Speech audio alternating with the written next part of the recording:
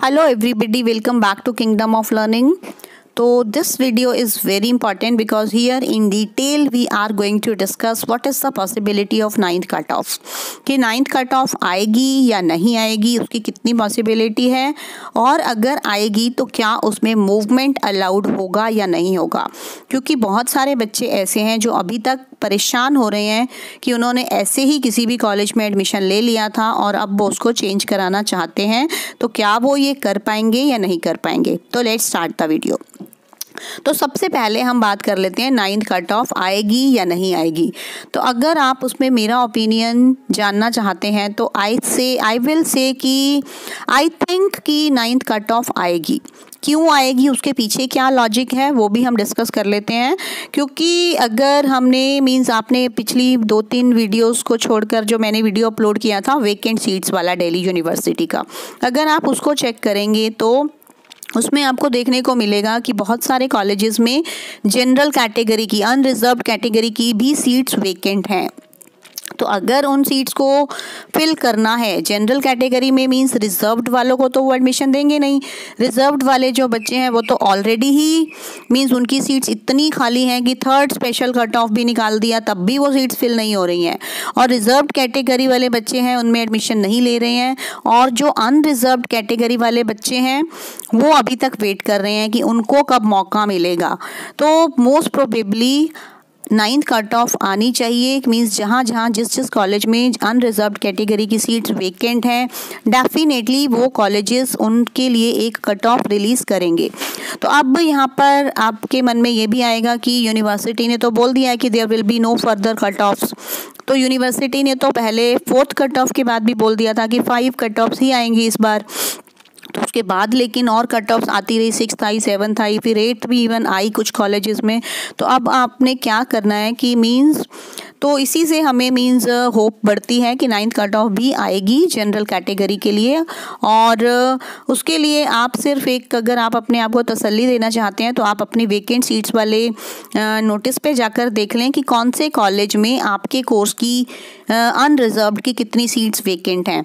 और वो सीट्स तो अभी जितनी हैं वो उतनी ही वेकेंट रहेंगी, क्योंकि उसके बाद से उन्होंने कोई भी ऐसी जनरल कट ऑफ नहीं निकाली है. तो जितनी उस दिन थी 21st को थी उतनी ही वो आज भी होंगी.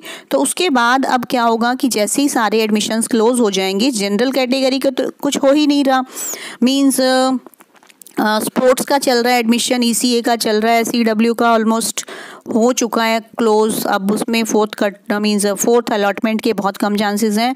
तो उसके बाद मींस जो भी कट ऑफ्स निकलेंगी आई थिंक वो जनरल कैटेगरी के स्टूडेंट्स के लिए ही होगी. तो उसमें एक चांस तो मिलना ही चाहिए जनरल कैटेगरी को, अनरिजर्व्ड कैटेगरी के स्टूडेंट्स को. और उसके बाद अब हम डिस्कस करते हैं कि अगर 9th कट ऑफ निकलता भी है तो क्या उसमें मींस मूवमेंट अलाउड होगा या नहीं होगा. तो मूवमेंट की अगर हम बात करें तो आई थिंक कि मूवमेंट अलाउड होना बहुत ही मुश्किल है, क्योंकि अब यूनिवर्सिटी को भी अपना एडमिशन क्लोज करना है और उसमें मींस वो लोग सोच रहे हैं कि जल्दी से ख़त्म करें. अगर मूवमेंट अलाउड कर देंगे तो फिर क्या होगा कि वापस से मींस बच्चे चेंज करना स्टार्ट कर देंगे, तो फिर से सारा प्रोसीजर स्टार्ट हो जाएगा. तो अगर आप कोर्स या कॉलेज चेंज करने के लिए 9th कट ऑफ की वेट कर रहे हैं तो आई थिंक वो नहीं होगा. Means that is my personal opinion, हो सकता है हो भी जाए.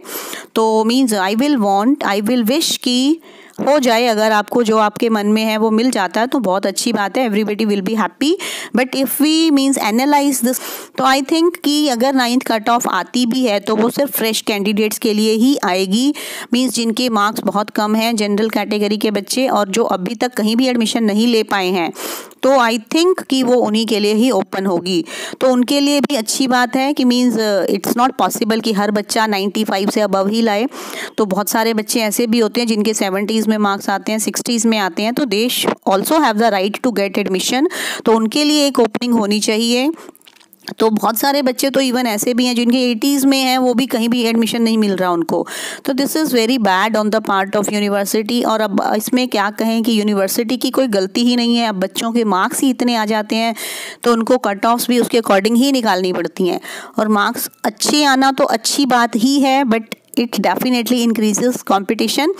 Now I think the things must be clear to you कि अगर आप फ्रेश कैंडिडेट्स हैं, मीन्स अगर आपकी थोड़ी सी परसेंटेज लो है और आप वेट कर रहे हैं कि आपको भी चांस मिले DU में एडमिशन का, तो हो सकता है एक ओपनिंग और हो, जैसे कि BA प्रोग्राम, BCom वगैरह के लिए सीट्स काफ़ी कॉलेजेस में अनरिजर्व्ड की भी वेकेंट हैं, तो हो सकता है आपको चांस मिल जाए। लेकिन आई थिंक अगर आप चेंज करने का सोच रहे हैं कि हम पहले एडमिशन ले चुके हैं और अब हम चेंज कर लें, तो वो that may not be allowed by the university. So thank you everybody. Share this video with others also, because this information is very useful, and subscribe to Kingdom of Learning, and if you found the video useful, like it also.